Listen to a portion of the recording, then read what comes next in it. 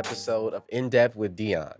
In this episode, I speak with Kode Ransom, a Greenwood tour guide, music artist, youth coach, and owner of Black Wall Street Liquid Lounge, about how we reclaim the spirit of Greenwood during a time of division inside and outside our communities. But first, the rundown. In local news, Tulsa's first black mayor, Monroe Nichols, has announced his final picks for his administration in what's shaping up to be one of the most diverse, equitable, and inclusive administrations in the city's history. Mayor Nichols has tapped Dr. Jabran Pasha, a nationally recognized professional, to be the senior advisor of health, and Brentum Todd, an accomplished community development professional who will serve as deputy chief of staff. In state news, a bill to make it easier for people with criminal convictions to earn a college degree has made it to the Oklahoma House floor after passing two committees with bipartisan support. HB 1980, the Oklahoma Higher Education Fair Admissions Act, would ban colleges and universities from asking applicants about their criminal history as long as the applicant plans to attend virtually and won't live on campus.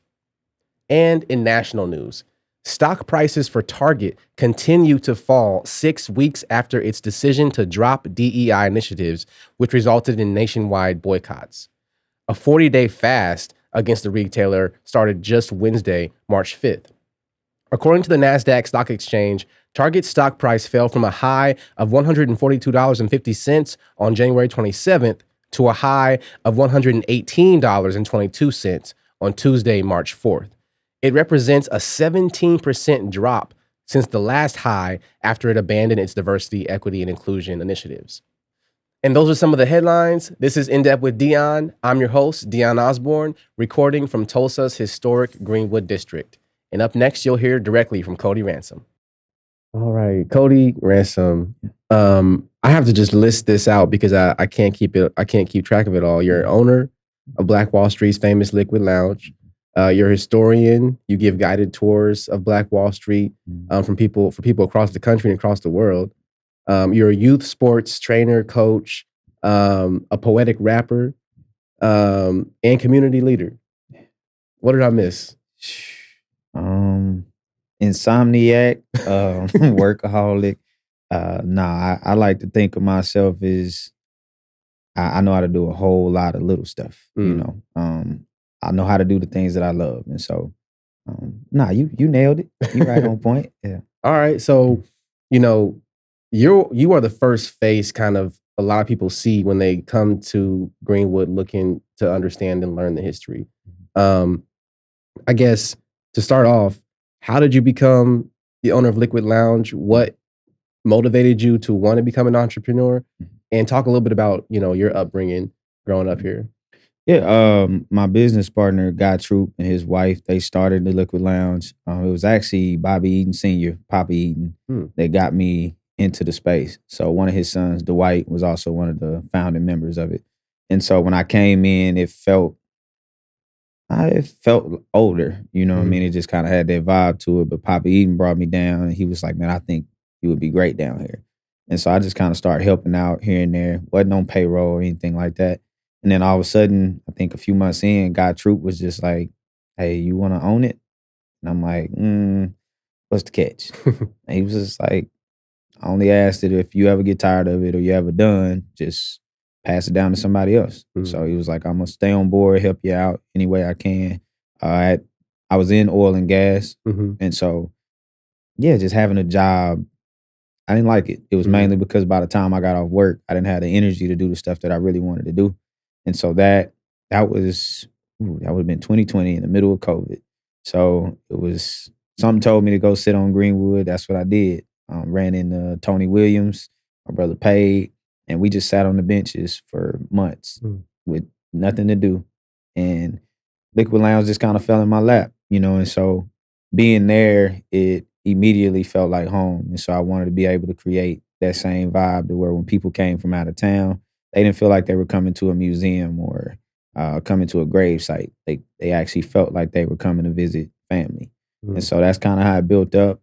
Being here, growing up in North Tulsa, we had spots like that. When I was a kid, it was going to Lacey Park or go to O'Brien Park. Some of the older men who worked there, number one, they got on your tail, but number two, they took care of you. You know, the communities kind of took care of us, and Right. so I wanted to make sure that, you know, looking around the landscape, it wasn't a lot of that.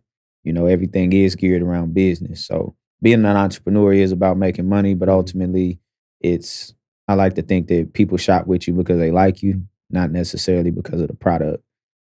I like to shop with people I like, you know, and so the more I get to know the people, you know, it's no one walks into a McDonald's and asks, you know, who owns this McDonald's, Right. but the owner should be able to stand in there and represent the product that they sell, and so people being able to walk into the liquid lounge and see that either myself or Guy Troop's going to be behind the counter, that's something I think is pretty unique. Most people, when they own something, they kind of want to take the back seat and let other people run it. But Mhm.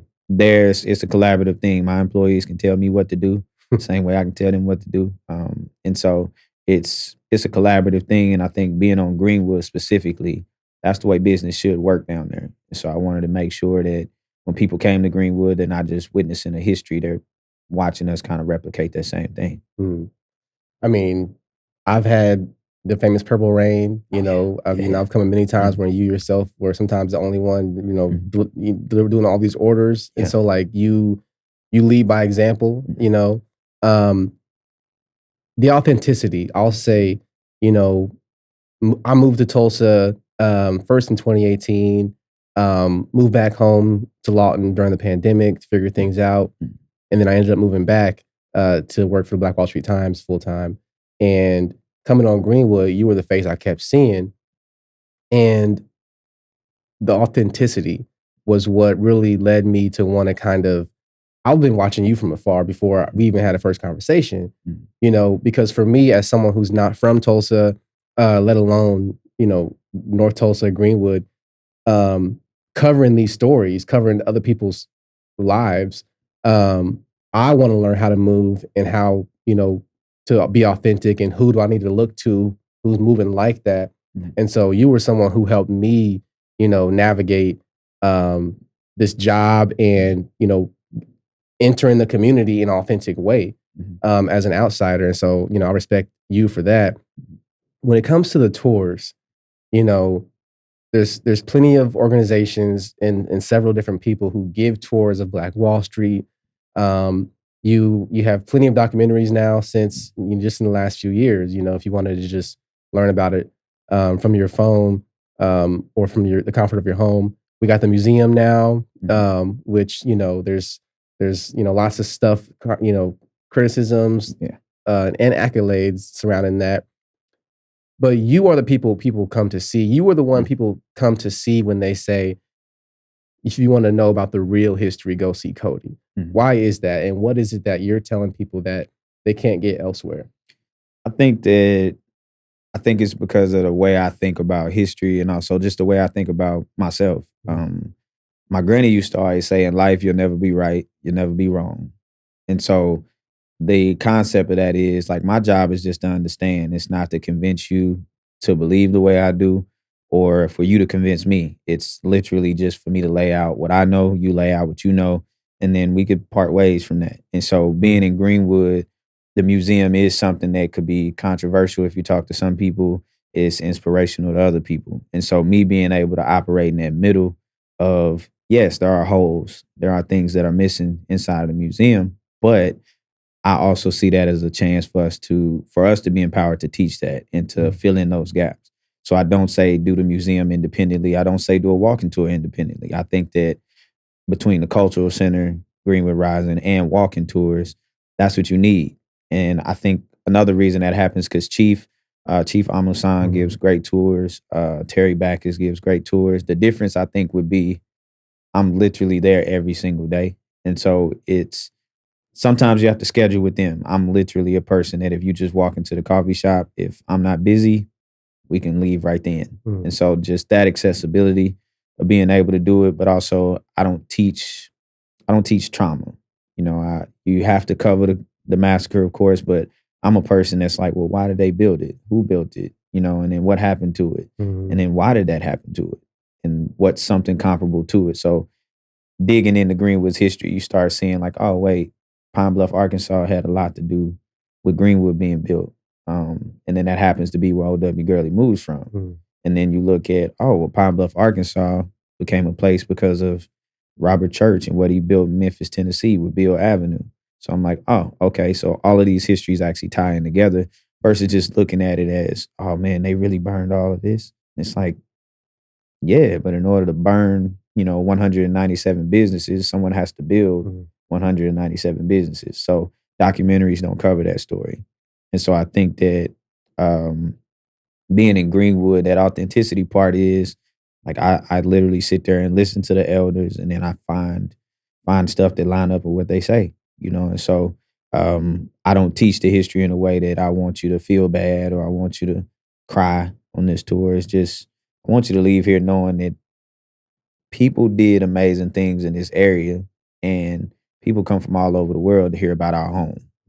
And so that should come with a certain level of pride, and they come to experience Greenwood however they can. And so if there's one person on the block that can do it, it's like, then I'll do it. Hopefully it'll kind of spark something in the other people that's on the block to see that, yes, we have to do business. Commerce is a part of it, but community was the main part of Greenwood. It didn't, it's not as if you could walk down Greenwood and not spend a penny and everybody would hate you. It's like, you didn't always spend money in these businesses.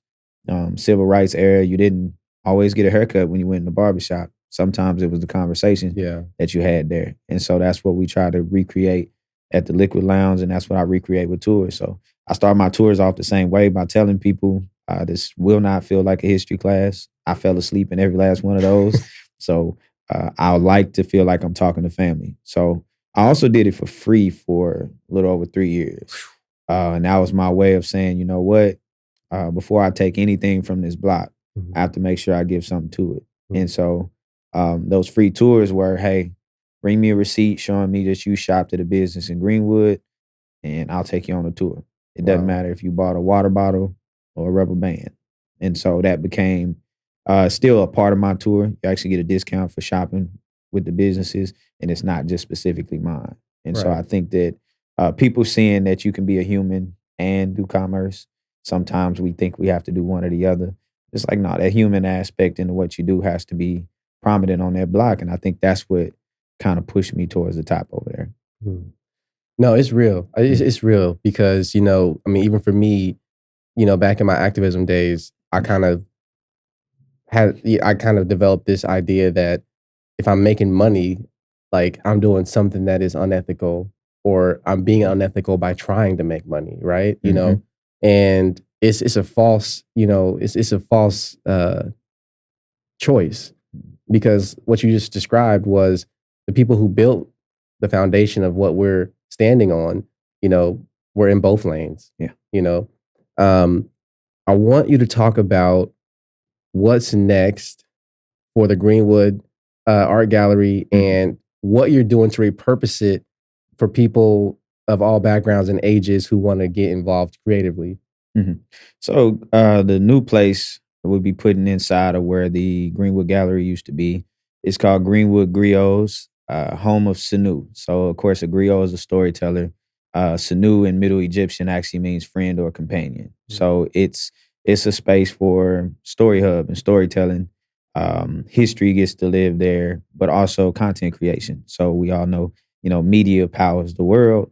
And a lot of times the stories of everyday people are not captured. People think you have to be an amazing athlete or amazing musician before people care about your story. And so being able to capture that and show that like literally every civilization, every community is a collective of multiple stories, right? And so that's all we do when we're telling Greenwood's history. We're just telling you the stories of people.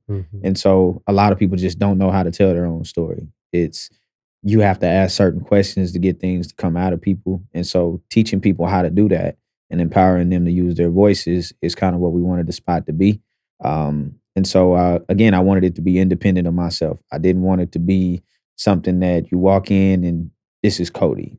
I wanted it to be you walk in and maybe I'm halfway across the country and it still has that same feeling. So the photographers that work in there, Joe and Kelly, Top Shot Photography, they're completely independent. So I don't tell them what to do. They create the experience they want people to have, which is pretty amazing. And then Aaron Michael King controls podcasting.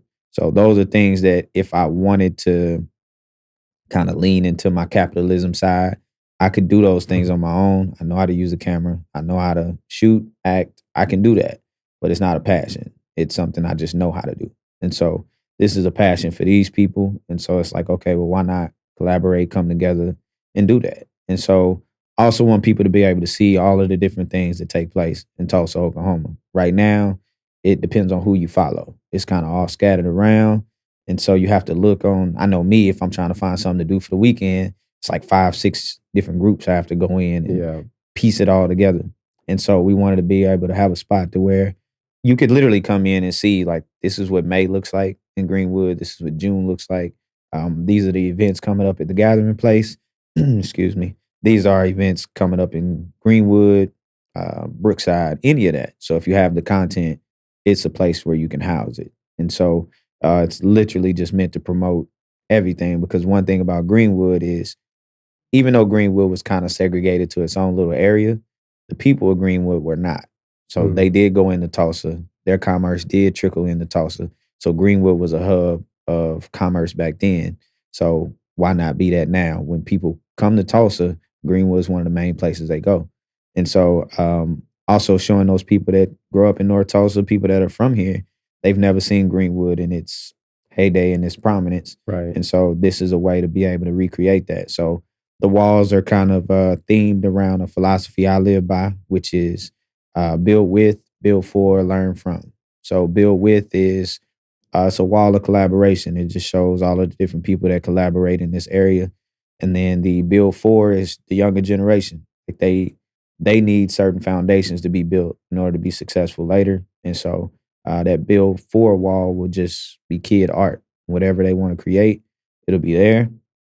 And then we have the learn from wall, which is all history. So it's showing that all of those things should exist. So who are the people that are collaborating? Who are they collaborating for? And who did they learn it from? That's something we should all be doing before we build anything. We should know what was here before, what we want it to be when it's finally finished, and who's going to be using it now. And so having that story hub to where you could literally pull up a QR code and I could look at Devin's story, and I could look at Wayman Tisdale's story. I can look at just any people and listen to their story from their words, And so one of the things we want to specialize in is capturing stories of elders. So elders are always free. We'll record their stuff. I experienced it once where a lady was passing away, but instead of writing a book, she did a short form documentary. And she said she did it because she wanted her kids to hear it from her words, not reading a book in their own voice, but actually hear her say it and see in her face which part she was most passionate about that she spoke about. So that's when I was like, oh, we don't have that, And so stories rule the world. It's communities and everyday people that make it happen. Being a musician, I can be as great as I want to be. If there's nobody in the crowd, this was just an audition or a practice, So it's what made these people come to this concert? What made these people come to the Greenwood district? What made them come to Tulsa, Oklahoma? And so once they explain that story, you'll probably find some synergies in what you're trying to do. And so now it's a way that you connect people. And so as they leave, they can tell their friends and family, I want to go back to Greenwood because I met people there. Like, I know the stories of people there. That creates a community, not just I sold you a coffee, you got a coffee, and then you left. So that's what Greenwood Griots be about. That's powerful. It's powerful. And I think it's going to be extremely powerful for those little ones, who just, like you said, it's something for people to have something to do. Because I think about a lot of people who, went down the, quote unquote, wrong track or whatever, when a lot of times it was because they didn't have anything to do, or they didn't have the right thing that they knew to do, and they were following people who, weren't doing what they should have been doing. I think about my brother who, he passed away in 2019 from an overdose. Sorry to hear that. And the wild thing about it is that, leading up to that, the last few months, he was really getting things on track, and he ended up, you know, hanging out with some of the people who got him off track in the first place.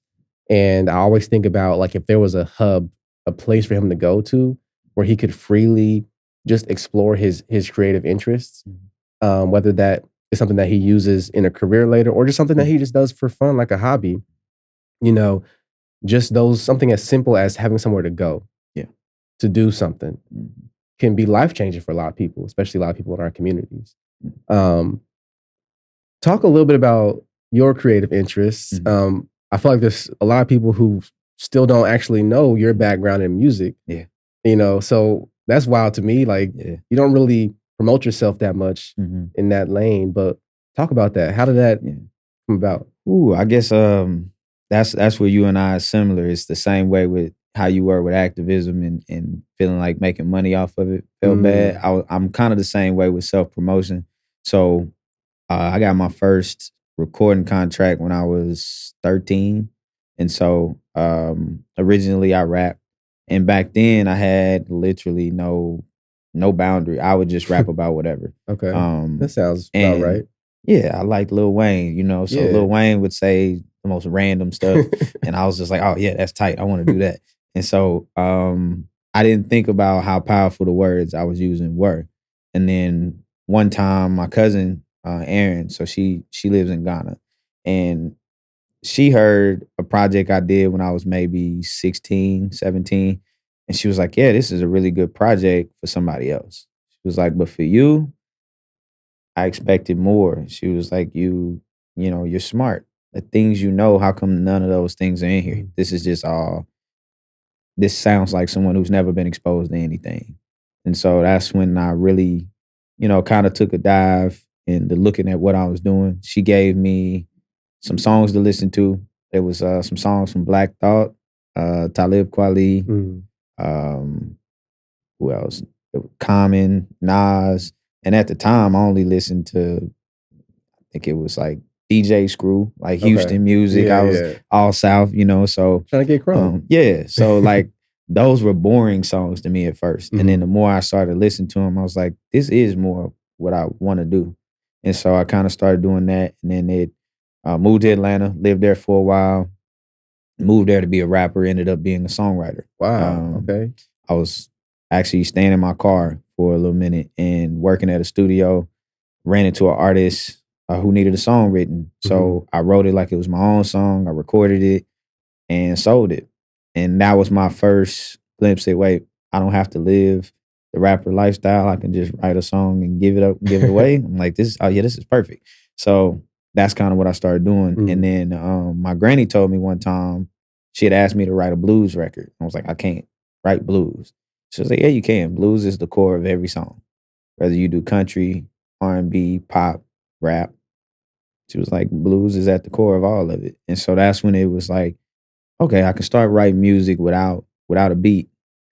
And if I do that, the drums is really what makes it whatever Mm. genre you want it to be. And so I started just telling stories about people. I think one of the things that went viral in Tulsa, at least, is I did a project where I was redoing all of Tupac's classics. And this lady online, I had asked, like, what Tupac classics should I do? And I can't remember what her name was, but I do remember her words. And her words were, I don't care what song you do, just don't touch Brenda's Got a I Baby. knew you. I don't know why I knew you were gonna say that. And I was like, fine, that's the one I'm gonna do. But then I listened to his story and I couldn't rewrite it, Mm. better than what Tupac created. So I said, okay, well then what if I tell the story about what happens to the baby after the baby's put in the dumpster? So then I wrote the story from that perspective. And so it just kind of grew from there. Songs I've written have had Grammy nominations. I was nominated for a Hollywood Music Award, Hollywood Music and Media Award. That was 2021. I've never won, but it was just to know that like stuff I've written got out. And Yeah. so it was, You kidding me? A Grammy yeah, nomination, that's a yeah, win. yeah. So it's pretty cool, And then I didn't realize how big Tulsa was in music, Mhm. growing up here. And then um crazy story is one of my good friends, Taylor Hanson.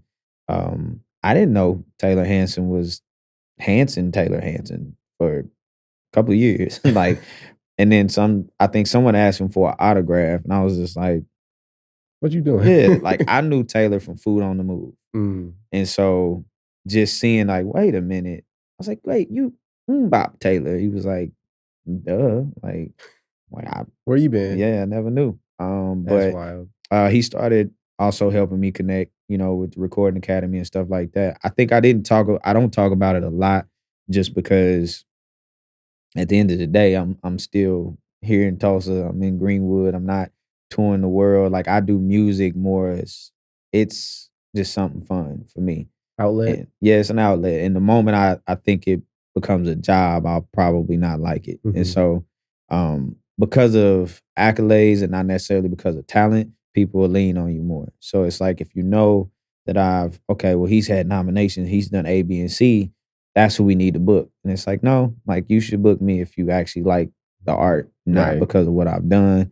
What's the message? Yeah. And so that's why I was just like, like if you know, you know. And so every once in a while, someone will call me to do a cipher or something like that, and I'll do it. And people come in the coffee shop like, I didn't know you rap. I'm like, yeah, I've kind of been rapping longer than you've been alive, but okay, But I love that. I love that aspect of it because it really shows that artists are not just artists. Like they have everyday lives, and they have jobs that sometimes kill the creative energy that you have, But man, I love music.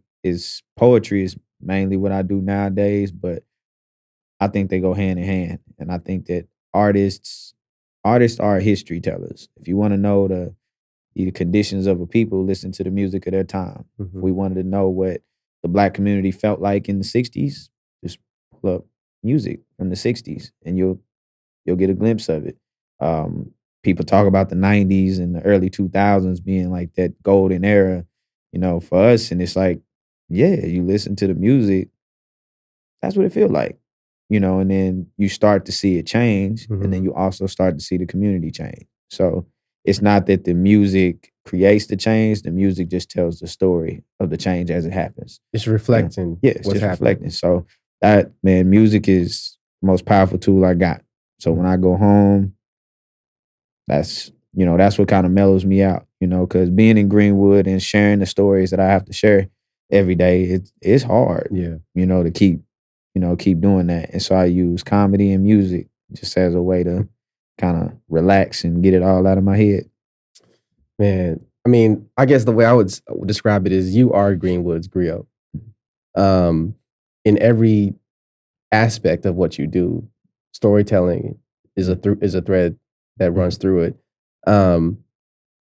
But sometimes you do gotta just get real and lay out bluntly the reality.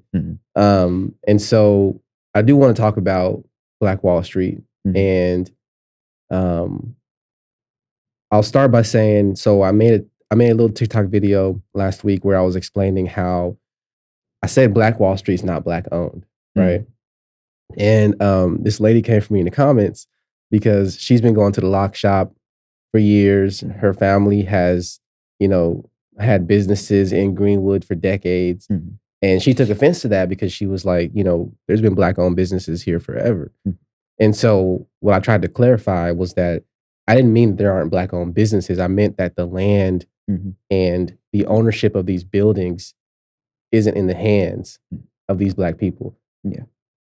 What's the most shocking thing when you give tours that people always seem to be surprised about? I say that's a big part of it. They assume, number one, that Greenwood was only Greenwood Avenue. So that one block is all they assume Greenwood was. But also just learning about the land ownership. And I think a shocking fact with that is even in Greenwood's heyday, Greenwood wasn't 100% Black owned back then. So the Bleecker family in New York, they owned pieces of land. The difference was it was Black ran and Black controlled.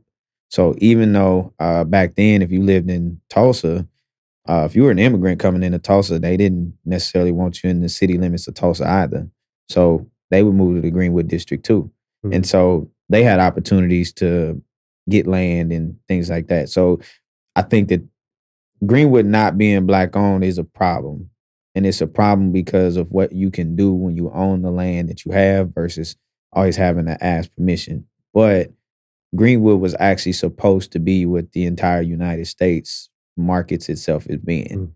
And so I think that that's the trouble. Like, we look at, well, there's black owned businesses here. It's like, yes, but none of us can leverage equity to scale up, to purchase new property. None of us get that. And so then you look at it like, well, some of the people who own it now, they bought it fair and square. So me playing devil's advocate in my own head, I'm always like, well, if I paid $30 million to buy and develop a piece of land, and then I didn't do anything illegal to get it, how could people tell me I'm just supposed to give it away? Like, who's giving me that $30 million back? And so I can kind of see both sides of it. The thing that I don't like is there are pieces of land that are represented as black owned that are not. And it's like, hey, look, if you own land in Greenwood and you're not a part of trying to build that community up, you need to go. Like, so hiding behind like, oh, no, these people own it. It's like, no, they don't. And we know that. And so I think that I'm the one that doesn't mind getting in trouble. So me saying like, no, I don't agree with that. It's, if you're gonna be in Greenwood, black, white, green, or purple, Greenwood's rules need to be followed, which is Greenwood is a place of collaboration and commerce. So if you're not collaborating on Greenwood, I don't care if you're black or not, you gotta go. Because that's not what it is. And there's a newer business owner on Greenwood who told me that they moved to Greenwood. And the reason I was struggling was they were like, you're not a shark. And she was like, it's too many sharks out here. So you got to learn to be a shark. And so I went home and I was thinking about it. And I was like, okay, so the choices are become a shark or get eaten. Those are the choices. So I said, you know what? Why not just learn to swim with sharks? Like, I don't have to, I don't like having to pick lesser of two evils. I don't do it. Like, not making a decision is a decision. So I just decided, you know what? I'll create the Greenwood that I want to see. I'll create the Greenwood that I think people come here to see. And people either get in line with it or they won't. But either way, I won't let it run me off. Because at the end of the day, what do? If you say that, okay, well, the land's not black owned, so should we all pack up and leave? Because if all of the black owned businesses close and we all relocate somewhere else, historic Greenwood won't have even black businesses in it anymore. So the tourists and the people who come here, I see the way Greenwood's history changes people's lives and their perception of even themselves, not just black people. Like, I see it when I give tours of it. So those people would then come and they would see a Starbucks instead of a Black Wall Street Liquid Lounge. So do they still leave here feeling as inspired and empowered as they do because they saw a Liquid Lounge? No. So then the other side of it is you'll pay rent. You won't be able to use the equity. So now I think that some of the landowners in Greenwood, if it's equitable, contributing to the block is not a hard ask. But I actually had to look into history and say, what have we really asked for in Greenwood that someone has said no to? I can't find anything. So it's like, we can't say that, oh, well, no one's doing anything for Greenwood. It's like, well, what did you ask for? Because if we're expecting these people to come up with something, we would be upset by that too. Imagine if OSU said, you know what, we came up with what collaboration looks like for y'all. Yeah. We would be upset. But then we haven't come up with what do we want OSU Tulsa to do. And so that's because we're all in silos down in Greenwood. We're not together enough to have one ask. Because if that ask happened, you'll have a third of the block saying one thing, another third of the block saying something else, and then another third of the block who just don't want to be a part of it. And if I'm the entity that's supposed to be collaborating, I don't want to be involved in drama. So I'll wait until y'all figure it out. Right. And then when y'all come to me with an ask, we can figure it out. It's the same with the baseball stadium. They ain't going nowhere. So what do we want them to do? And until we put that type of pressure on them to where as a tour guide, I can say, hey, we asked the Drillers and FC Tulsa to do blank. and they did it. Well, then that's a story that shows they're being community partners. If I say that we asked them to do blank and they completely refused, that's a whole different conversation. That these tourists and these people who come in, they can leverage their influence to say, hey, we're not supporting that until y'all meet the needs of the community that you're in. Because at the end of the day, you can't make anybody sell. You can't make anybody do anything, but what you can do is have an ask. And so I think most other people dance around that. Like they're afraid to say anything about, really any of the quote unquote ecosystems. I'm not afraid of ecosystems because, to be honest, they don't pay me. They're not responsible for my quality of life. And so I also understand that they are responsible for some people's quality of life. And so it's like publicly, I have one way to think about it. Privately, or not even private, semi-privately. If you're in the coffee shop, I'll say everything I think. Because in the coffee shop, that's my home. That's my safe haven where I can say what I want. But I also understand that the words we use and the things we say have consequences, not just for ourselves. But on that particular block, again, if you don't have the Greenwood spirit, you're not operating the way Greenwood was intended to run, I don't care what you look like, you don't belong there. And that energy could go to Utica Square. Utica Square doesn't have a history of collaboration. They have a history of commerce. That's fine. And if all you think about is commerce, that's the perfect spot for you. But when you come here, yeah, we're here to collaborate. So Black Wall Street wasn't one business. Black Wall Street wasn't this one big pillar. It was a collection of small businesses that worked together, that had an idea of what community looks like. So it's disheartening. That's probably the shocking part about it is when people find out, wait, it wasn't 100% Black owned. Like, no, it wasn't back then, and it definitely ain't now. But what they had back then was they understood that, again, you got to think about it. Black people were looking at other immigrants coming into Tulsa and saying, look, if they don't want you, come over here. That's the story of Black people in America, Black people in Africa, like African descendants all over the world. That's the way our communities have always worked. They've always been inclusive of whoever. You oppressed too? Come on over here. And so to think that the people at that time didn't operate the way the rest of us already did is crazy. But I think that people who came into Greenwood, they understood that and they saw the heart of the community that was there. So they were contributors. They were collaborators on the block. Not, well, I'm just come over there and get my money and then get up out of here. Right. I'm here to get mines and that's it. Nah, they live there too. So that, should be a requirement, not just in Greenwood, but just any neighborhood. Do you really want people owning property in your neighborhood that take all the revenue 20 miles away? No, because it don't help us. At the end of the year, when that tax assessment is done, we need to see that these tax dollars are being spent here, not that they're just being generated here and leaving. So that's not just Greenwood. That's all of downtown. That's every district that you're in. Your housing property, it fully depends on that tax revenue.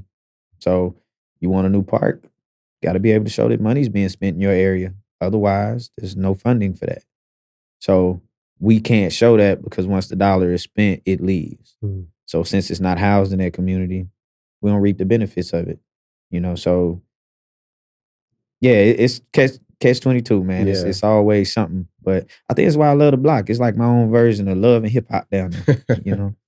Well, and I want to end it with this.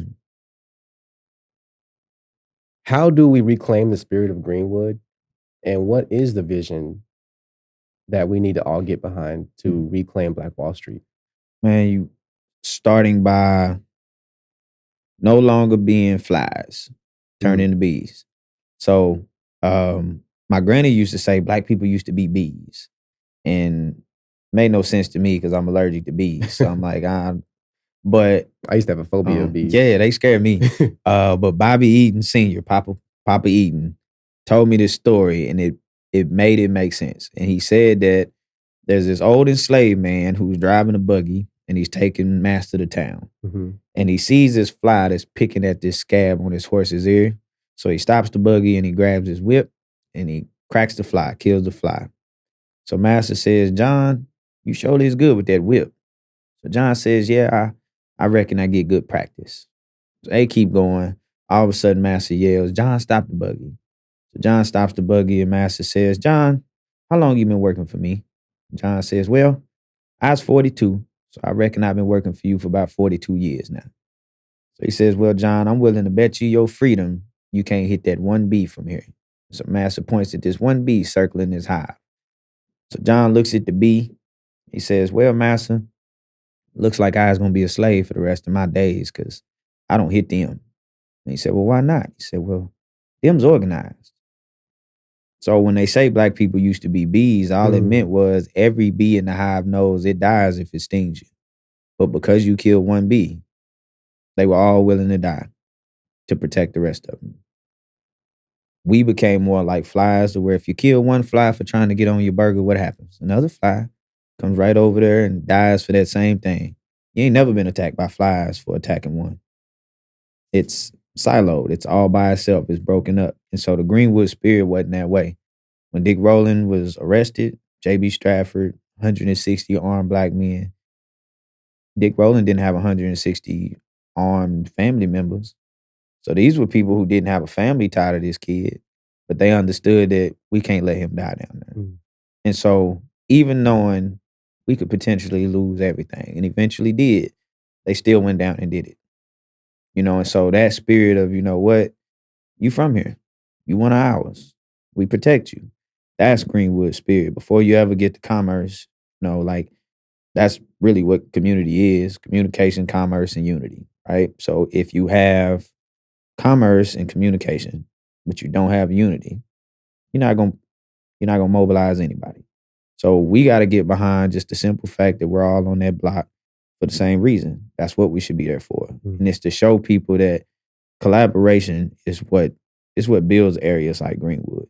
You don't get a Greenwood with one person controlling everything, right? O.W. Gurley didn't name it Gurley Town. It was Greenwood. And Greenwood was a place that people could look up. It was an energy. It was a way of thinking, because Greenwood's model was in East St. Louis. It's in Pine Bluff. It was in Detroit, Chicago, Philly, Oscarville, Rosewood. So Wilmington, Durham. So there were versions of Greenwood all over. And then even in Oklahoma, Bowley, Taft, Renniesville, they may have been smaller, but it was the same model. All of those people worked together. So working together don't mean they all got along. You couldn't tell me every person in Greenwood was friends. I refuse to believe that. That's not the way humans work. But they all had a common goal. And bees have a common goal: keep the queen alive, make honey. The ecosystem don't work without them. We get rid of bees, we in some serious trouble around here, right? And so that's how every community has to be. So that Greenwood spirit is meant for people to collaborate with people who want to see the same type of success you want to see. Yeah. And I do believe Greenwood was unapologetically itself. Was it a perfect community? Nope. But they handled their issues internally. I remember seeing that there was a rule of the most powerful people in Greenwood never argue publicly. So privately, they probably squared up a few times, but publicly they had a pact. And that reminds me of a proverb that says, when two elephants fight, only the grass gets hurt. So we can be at the top arguing, bickering, from everything from the state of Black Tulsa to all those different things are cool, but the people that we met and talked about aren't in the room. So what the everyday Black Tulsan experiences is not what Kode Ransom experiences. So Kode Ransom doesn't get to decide what those people get. Those people need to be at the table. And if they're here, I can say, hey, I know how to execute. You know what you need.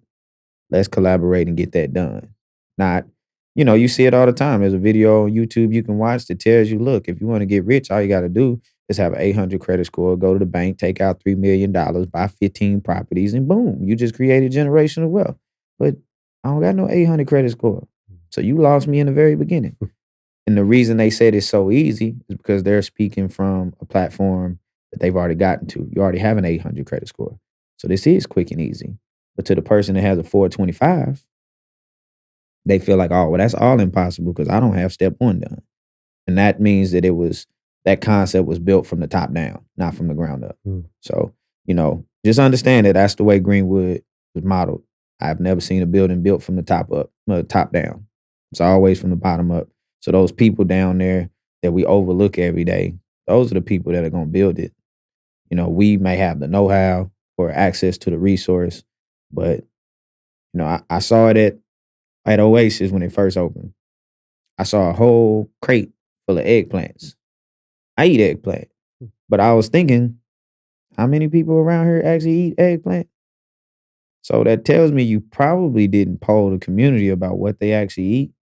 So you just wasted money because these are going to go bad. And so if you would have asked them what they eat or give them recipes to cook with eggplant. And so now when you teach me how to use it, you show me that this is something useful to have in my kitchen. That's a collaboration. Hey, I've got an idea. What do you think about it? Try this.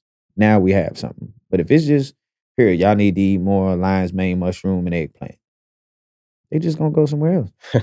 So that's it, man. Greenwood is exactly what you're doing. Empowering people to tell their stories. This is a collaborative thing. Like, podcasts don't just happen because you sat down with a microphone and made it happen. Someone had to know every piece of it, and the stuff you don't know, someone got to help you with that. Right. And so having that, like, systems make things work. Greenwood was a system. You need it, I got it here. And then when I need something and you got it here, we can do commerce, but we gotta be bees before we get to commerce. The honey doesn't come until the hive is built. Look, it's gonna take me a while to go back and review every proverb you just gave because every single one was fire. And I think your grandma was absolutely right. And it's time for us to become bees again. Kode Ransom, thank you so much for joining the podcast. And thank you, brother. Appreciate you. For this week's Community Spotlight, I share a message from Samuel Sinyangwe, a California-based researcher and founder of Mapping Police Violence. Trump has dismantled the federal police misconduct database, leaving Mapping Police Violence as one of the few national databases remaining. Hear what he had to say. There was this emerging ecosystem at the time. And what I did was, one, built off of that to be able to create a systematic way to find these articles and information. And two, began to add context and analysis and visualization and mapping to begin to not only have a list or a spreadsheet online, but to tell a story about police violence, how it was impacting communities, how it was impacting different cities, different states, how people, even in terms of policy, what efforts were being used to fight back and how that actually might or might not have made a difference over time. So that was sort of the genesis of it. Over the years, it's been a decade since launching Mapping Police Violence. And now we have a lot more data than we had before. We have a nonprofit organization, 501c3 nonprofit called Mapping Police Violence. We're national in scope and really have begun to expand our analysis further. Beyond what we recognize is that deadly police violence is the tip of the iceberg, and that for every case where somebody's killed by police, there are as many as 300 other incidents where the police used violence against somebody and that person survived. And so, like, the full picture of police violence is much broader and impacts way more people than even the existing data is suggesting.